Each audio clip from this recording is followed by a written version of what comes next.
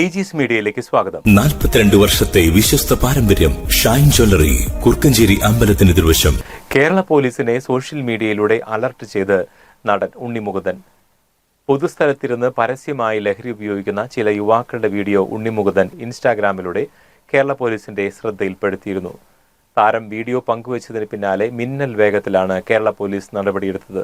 പ്രതികളെ മണിക്കൂറുകൾക്കകം പോലീസ് പൊക്കി. ലഹരിക്കെതിരെയുള്ള പോരാട്ടത്തിൽ സിനിമയ്ക്കുള്ളിൽ മാത്രമല്ല യഥാർത്ഥ ജീവിതത്തിലും താൻ മാർക്കോ തന്നെയാണെന്ന് തെളിയിച്ചിരിക്കുകയാണ് ഉണ്ണി മുകുന്ദൻ. പോലീസിന്റെ ഈ ക്വിക്ക് ആക്ഷനെ സോഷ്യൽ മീഡിയയിൽ വലിയ കയ്യടിയാണ് ലഭിക്കുന്നത്. സംസ്ഥാനത്തെ സ്വർണ്ണവിലയിൽ ഇന്ന് വലിയ ഇടിവ് രേഖപ്പെടുത്തി. കഴിഞ്ഞ കുറച്ച് ദിവസങ്ങളായി ഉയർന്ന നിരക്കിൽ തുടർന്ന സ്വർണ്ണവില ഒറ്റയടിക്കാണ് താഴേക്ക് പതിച്ചത്. 1 ഗ്രാം 22 ക്യാരറ്റ് സ്വർണത്തിന് 275 രൂപ കുറഞ്ഞ് 14,000 രൂപയായി. ഇതോടെ 1 പവൻ സ്വർണത്തിന്റെ വില 1,12,000 രൂപയിലേക്ക് താഴ്ന്നു. ഇന്നലെ ഇത് പവന് 1,14,200 രൂപയായിരുന്നു. ഒറ്റ ദിവസം കൊണ്ട് 2,200 രൂപയാണ് കുറവ് പവൻ വിലയിൽ ഉണ്ടായിരിക്കുന്നത്. അതേസമയം 24 ക്യാരറ്റ് ശുദ്ധമായ സ്വർണത്തിന് ഗ്രാമിന് 289 രൂപ കുറഞ്ഞത് 14,700 രൂപയായി മാറിയിട്ടുണ്ട്. അന്താരാഷ്ട്ര വിപണിയിലെ വില വ്യതിയാനങ്ങളും ഡോളറിന്റെ മൂല്യത്തിലുണ്ടായ മാറ്റങ്ങളുമാണ് ആഭ്യന്തര വിപണിയിലും പ്രതിഫലിച്ചത്. കല്യാണ സീസൺ അടുത്തുവരുന്ന പശ്ചാത്തലത്തിൽ സ്വർണം വാങ്ങാൻ കാത്തിരിക്കുന്ന സാധാരണക്കാർക്ക് ഈ വിലക്കുറവ് വലിയ ആശ്വാസമാണ് നൽകുന്നത്.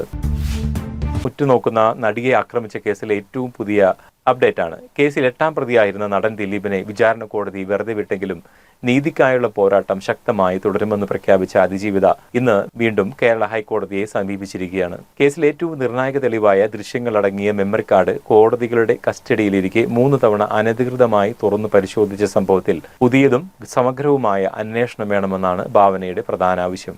കോടതിയുടെ മേൽനോട്ടത്തിലുള്ള പ്രത്യേക അന്വേഷണ സംഘത്തെ SIT ഇതിനായി നിയോഗിക്കണമെന്ന് അവർ ആവശ്യപ്പെടുന്നു.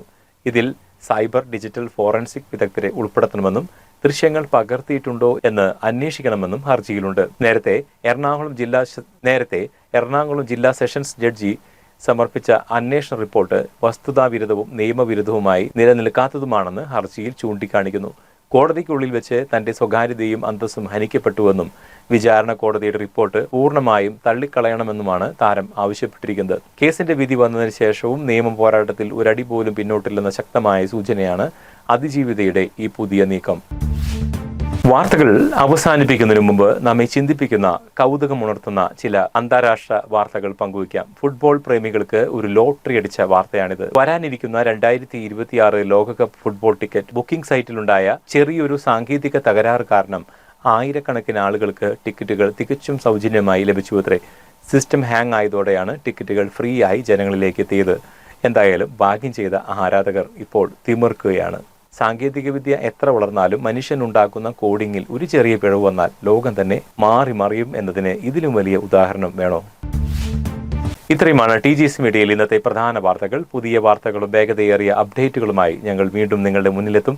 വാർത്തകൾ തത്സമയം അറിയുവാൻ ടീജീസ് മീഡിയയുടെ യൂട്യൂബ് ചാനൽ ഇപ്പോൾ തന്നെ സബ്സ്ക്രൈബ് ചെയ്യുക. നന്ദി, നമസ്കാരം.